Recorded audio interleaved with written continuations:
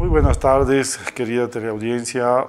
Este sábado, igual que los anteriores, acompañamos gratamente su tarde, abordando un tema delicado en nuestro criterio, porque se ha suscitado la muerte de algunos compatriotas fruto del enfrentamiento que hubo entre gente que estaba robando mineral y personal del ejército. Entonces ahí se ha tenido que lamentar 4 fallecimientos. Y alrededor de esta temática que se llama el juqueo, vamos a conversar con nuestro distinguido invitado. Tenemos acá en el set al compañero, al licenciado Alfredo Saconeta, investigador del CETLA, al cual le damos la muy buena bienvenida esta tarde y le pedimos que por favor nos dé un contexto, primero un concepto de lo que podemos entender por juqueo y lo que significaría el juqueo en el proceso de explotación minera. ¿Qué tal, Federico? Un gusto, un saludo cordial a toda la teleaudiencia de este programa La Revuelta de Televisión Universitaria, que creo que es un espacio importante para poder debatir temas que muchas veces pasan desapercibidos, temas que pasan muchas veces sin mayor trascendencia, que creemos nosotros deben ser precisamente objeto de debate para poder hallar soluciones. Siempre nos entristece, como tú lo señalabas, cuando son hermanos bolivianos los que perecen, y analizar justamente el trasfondo de este. Tú lo señalabas precisamente, el tema del robo de minerales, que parece que cobra vigencia ahora cuando uno va revisando los medios y las noticias, pareciera que recién se va noticiando de este hecho, pero habrá que apuntar que históricamente este hecho ya tiene bastantes décadas y que este nace dentro de lo que es la colonia. La colonia asume este modo de trabajo, de explotación, fomentado por los mismos dueños de minas que eran en ese entonces. Sucede que cuando ya se van desarrollando las primeras batallas de la independencia, ya terminando el 1700, iniciando el 1800, es donde escasea la mano de obra. Y los mineros asentados en Potosí y Oruro ya tuvieron problemas para poder convocar mano de obra que trabaje en las minas, y se vieron precisamente obligados en ese entonces a fomentar las actividades que ellos en su momento no lo consideraron como algo ilícito, porque señalaban que la atracción para poder captar esta mano de obras indicaba de que tú eres un jornalero, trabajas de lunes a viernes, te remuneramos, pero además tienes la oportunidad de trabajar el fin de semana, ingresar a la mina, y lo que tú saques, la mitad es para ti y la mitad es para el propietario. Entonces era una suerte de estímulo que se daba a quienes eran los jornaleros en ese entonces, y esta actividad, bueno, un poco se pierde en el sentido de, durante las batallas de la independencia, que llega hasta 1825, casi las labores de minería en Bolivia fueron abandonadas. Y ya posteriormente, con el nacimiento de la República, nuevamente se retoma la actividad minera por propietarios de minas, y entonces también se dice, ¿qué hacemos ahora para atraer? Porque bueno, se había abolido la esclavitud y otras formas, la mita, y entonces se vieron obligados a desempolvar estas viejas prácticas que venían desde la colonia. Y es así, particularmente hay libros que se han escrito sobre estos, María Concepción Gaviria, Ernesto Rodríguez Ostia, que han hablado bastante sobre este tema y justamente hacen estos apuntes históricos de que esta actividad al inicio de la República nuevamente se vuelve a retomar como estímulo para convocar gente que trabaje en las minas. Entonces, podemos decir que el juqueo proviene de un procedimiento de explotación de la mano de obra para compensar los bajos salarios o las bajas remuneraciones, y en la perspectiva de que la explotación minera siempre tiene bastante de probabilidad, no de certeza. En ese sentido, los patrones, tal vez poco podríamos hablar de empresarios, pero los patrones encargados de minas veían en esta la perspectiva también de que ellos vayan explorando algunas vetas que de pronto luego ellos mismos podían seguir sacando, extrayendo, y en esa medida entonces no era pues de ninguna manera ilegal, sino más bien un mecanismo de compensación de ingresos. Entonces, ¿cuándo es que ya se transforma o se puede decir que esta actividad del juqueo, el saqueo de minas por parte de individuos ya se constituye en un hecho ilegal? Mira, con la evolución, precisamente, tú tocas un punto bien certero. Ya con el inicio de la República, los salarios que se daban eran muy bajos, ¿no? Y viene también ahí el tema de la estrategia que utilizan, de lo que ellos llamaban cacheo, más que juqueo, en ese entonces, y es ahí como estímulo para decir, bueno, tú puedes entrar, comercializar, la mitad se te queda contigo, es como una práctica para que diga, y tú subes tu nivel de ingreso, porque era otra forma de atraer. Pero con el tiempo, esta actividad también se tornaba dentro de lo costumbrista, ya incluso en la época de la República, porque tú sabes las deidades que se tienen a lo que es los achachilas, los cerros y demás, que las minas eran parte de esto. Entonces era parte también de la reciprocidad y el patrón en algún momento llega a asumir ese rol. Entonces decía, todos compartimos esta riqueza y bueno, por ahí se generaba que esa riqueza al compartirla, bueno, también era fruto del tema del juqueo o cacheo. La actividad todavía hasta, como lo señalaba, nacida la República, hasta casi 1870, 1890 incluso, en lo que fue la era de la plata, era casi una actividad muy cotidiana, muy normal incluso, con la cual se trataba de atraer. Pero ya con el ingreso de la era del estaño, hablamos de los finales de 1800 y el inicio de 1900, es que con el nuevo modelo de explotación minera que se aplica en el país, es que se buscan mecanismos de control y ahí es donde se afirma de que esta actividad sería ilícita. Se buscan los mecanismos que a título de que eran los más de mayor beneficio para los trabajadores, se les daba ya, por ejemplo, en vez de que buscar atraer mano de obra con que tú puedas entrar los fines de semana a extraer mineral de una forma en donde te puedas distribuir equitativamente lo que tú sustraías, era, por ejemplo, el tema de que la empresa minera te ponía escuelas, te ponía pulpería, te ponía una serie de factores, la vivienda dentro de estas, decían, estos son los mejores estímulos para que nosotros tengamos mano de obra acá. Y ya nadie tendría que recurrir al tema del robo de mineral o el juqueo. Entonces, ese inicio es casi de 1900, en donde se da por calificada esta actividad de forma ilícita. Me parece una buena contextualización. Realmente la explotación del estaño, sobre todo, ha marcado un proceso, si vale el término, civilizatorio en la explotación minera, porque le ha dado el contexto de una administración, digamos, más empresarial, etc., ¿no? Entonces, ha cerrado las posibilidades de estas otras alternativas de generación de ingresos. Volviendo de la pausa, me gustaría que chequemos qué pasó luego con, por ejemplo, ya llegando al 52, la nacionalización, cómo se enfrenta estos problemas estructurales de fondo que tienen los trabajadores en el proceso de explotación del mineral, de la extracción de la riqueza de nuestras tierras. Volvemos enseguida con esta temática.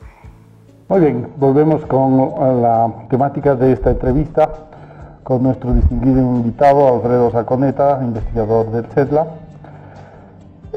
Estábamos hablando del origen, digamos, del cacheo y después del juqueo. ¿Qué pasa después de que el Estado asume la responsabilidad de la minería, sobre todo con la revolución post-52, la Comibol? ¿Qué pasa con los trabajadores? Acá el problema del país parece siempre que no hay suficiente empleo en un país tan pobre y los salarios no dejan de ser significativos para una vida digna de los trabajadores. ¿Cómo se encara el juqueo post-52, ya en la época de la Comibol? Antes de ingresar a lo que es el 52 y la Revolución Nacional, Federico, valdría la pena hacer un apunte. Durante la masificación que se dio precisamente porque ya con la era del estaño los controles fueron más rigurosos y esta actividad calificada de ilícita. ¿Qué pasa? Entonces había controles y personas que han estado vinculadas a la actividad eran expulsadas y por diferentes razones, entre ellas el robo de minerales, los albores del sindicalismo también, quienes estaban en esta actividad también eran marginados de la empresa. Entonces la necesidad obligaba a que muchos de estos continúen realizando estas actividades ilícitas.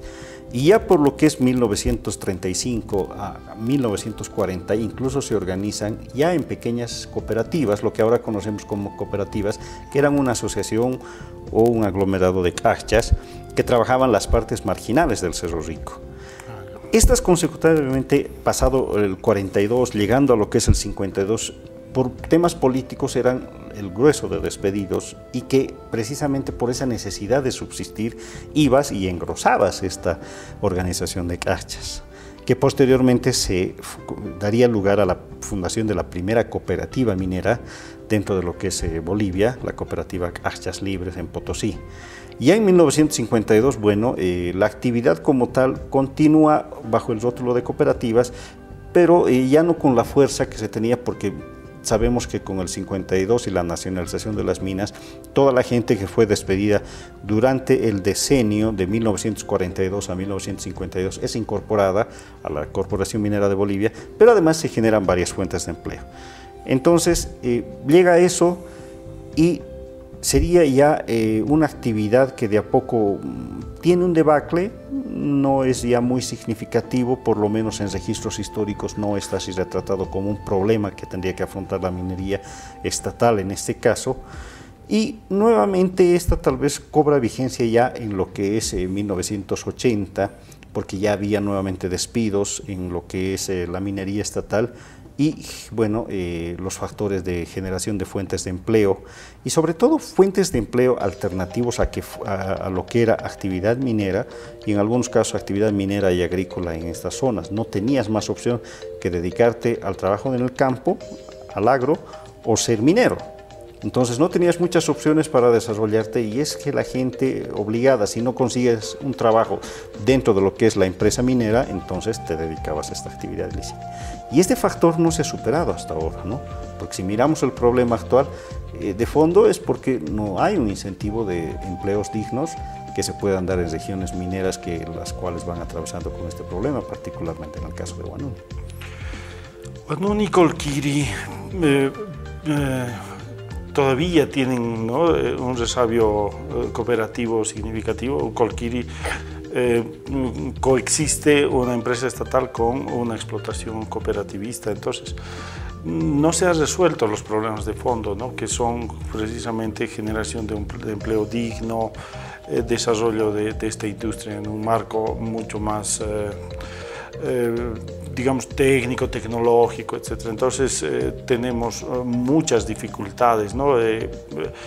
En lo que yo visité las minas siempre hay las historias de los juqueadores, algunos de ellos los encuentran muertos porque como no conocen bien las rutas de la mina y la mina es peligrosa, ¿no?, por sus estructuras que tienen para extraerlas, que no siempre son horizontales sino también verticales, ¿no? Lo llamamos unas como tuberías y todos estos mecanismos que, bueno, hacen peligroso y que lo que contaban en Colquiri y en Huanuni es que a veces estos juqueadores mueren en el intento precisamente de extraer algo de mineral y en general lo que se ve que es gente pobre, o sea, no se puede decir que son bandas delincuenciales, un poco por lo que han dicho a personas del gobierno, alguna gente que más bien se trata de un grupo de delincuentes, una cosa así. En lo que se ve y lo que se sabe es gente bastante restringida en términos de ingresos y que accede a esta actividad, por supuesto, ilícita, pero que tiene una explicación, ¿no?, en las condiciones precarias de existencia alrededor de la mina. La mina atrae trabajadores, genera alguna esperanza de riqueza, pero tiene otros elementos complementarios, ¿no? Gente que no logra acceder al espacio laboral y tiene que dedicarse de alguna manera a sobrevivir. Parece que entonces esta dinámica está ligada a época de ascenso, de desarrollo, digamos, de la producción minera estatal o su descenso. La relocalización ha marcado un hito importante en la expansión de las cooperativas y, por supuesto, en esta actividad ilegal, ¿no? Sí, y son diferentes los casos.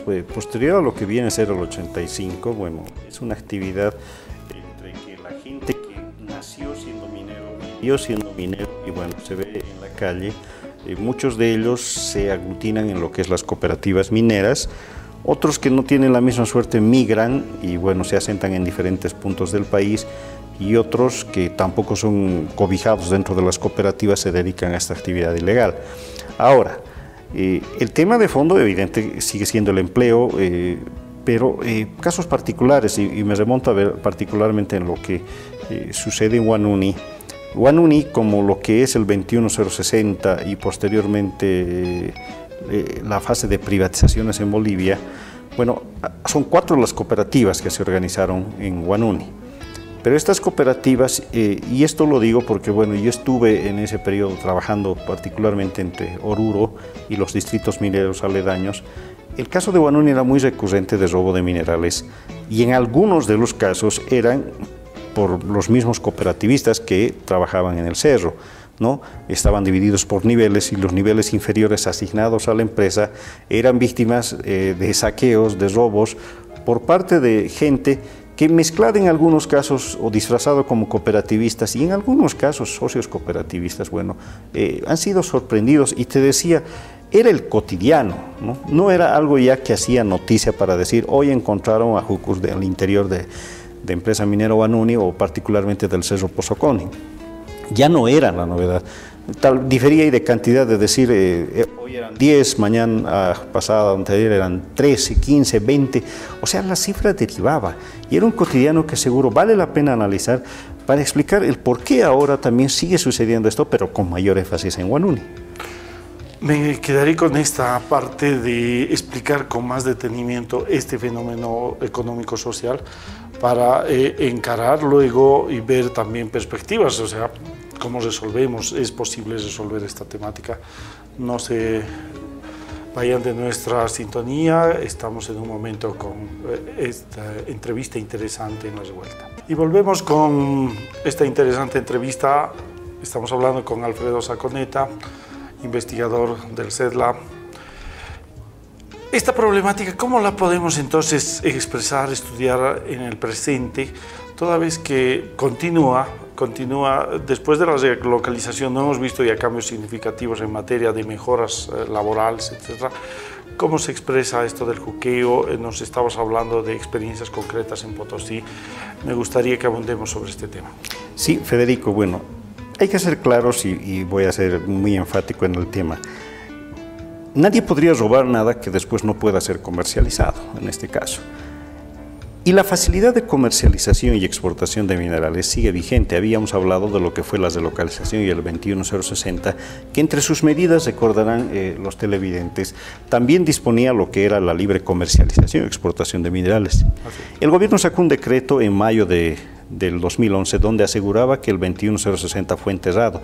Sin embargo, los hechos nos muestran que esto no es así, porque la libre comercialización y exportación de minerales sigue, y esto se ve reflejado en que en este momento hay casi una quincena de comercializadoras que funcionan en Oruro, hay otras tantas que funcionan en Potosí, y hay como unas 4 que funcionan en el norte de Potosí, que es donde se estaría comercializando este mineral sustraído en Huanuni, que va a parar a Yayagua, y de Yayagua, bueno, hay una suerte de legalización por ciertas cooperativas que serían ilegales también, que estarían comercializando, pero lo paradójico en todo esto, Federico, es que ese mineral que se roba en Huanuni termina fundiéndose en Vinto, en Oruro.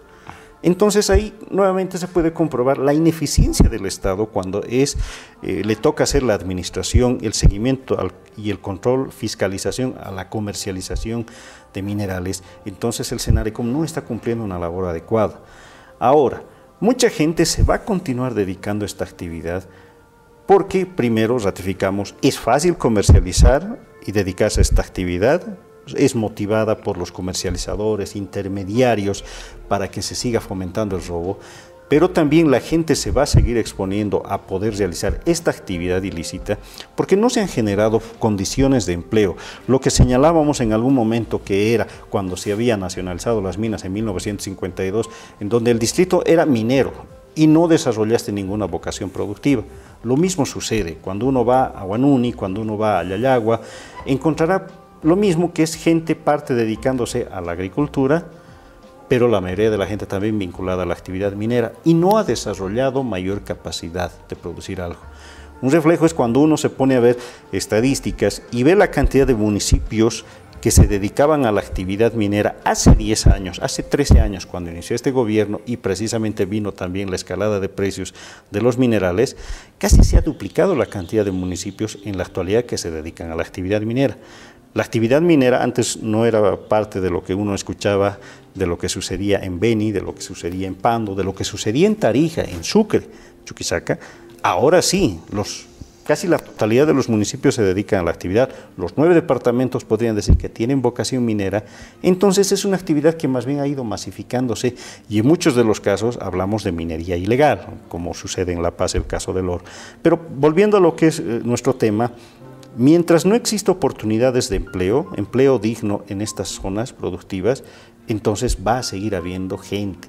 Y los retrata así las noticias. Pasó el hecho de los 4 supuestos jucus que fueron, victimados por los efectivos del orden, y no pasaron 3, 4 días y nuevamente se detiene a gente en interior mina, robando mineral. Entonces esto es una actividad ilícita y también, y no solamente es un caso de Huanuni, son casos que nosotros hemos escuchado a lo largo en Porco, se escucha en Totoral, se escucha en el departamento de Potosí en diferentes lugares, en Oruro, particularmente el caso de Huanuni, pero el rol del Estado sigue faltando. Entonces, mientras no sea efectivo el control a la comercialización de minerales, siga vigente la libre comercialización amparada por el 21060 y no se generen fuentes de empleo, esta actividad va a seguir haciéndose. Es una situación lamentable porque parece que ya hay una condena de muerte, digamos, por robo de mineral, y eso no sé si la legislación está estableciendo esto, porque nuestra pena máxima es 30 años de prisión en casos extremos, etc. Sin embargo, hemos lamentado el fallecimiento de estas gentes, que por supuesto no la alentamos, pero que objetivamente vemos que muestran una situación muy precaria, es decir, arriesgarse la vida intentando robar mineral, porque ellos entran en condiciones precarias, es decir, entran generalmente por las tuberías estas de aire, no entran por los lugares regulares para no ser vistos. Muchos de ellos resbalan en estos buzones y caen en medio de rocas, mueren. Si logran escarbar mineral, salir es otra complicación, etc. No es que el mineral le está aguardando a los juqueadores, sino es una situación bastante precaria que muestra un país pobre, un país que no está resolviendo sus problemas. Entonces, ¿qué podemos hacer? Por un lado, planteas eso, el gobierno podría controlar y dejar de hacer espectáculo de esto de los juqueos. Incluso Navarro, el ministro, daba una lista de juqueadores y de grupos de juqueadores. Bueno, si los tiene enlistados, ¿por qué no hace algo concreto? Pero ahí acotando esto, Federico, y es importante, ¿no? O sea, claro, se ataca al jucu, se ataca al presunto ladrón, pero ¿dónde está el control? Cuando decimos control de las instancias pertinentes, ¿dónde está el control a las comercializadoras? Porque, como te decía, paradójicamente este estaño que se roba termina en Vinto.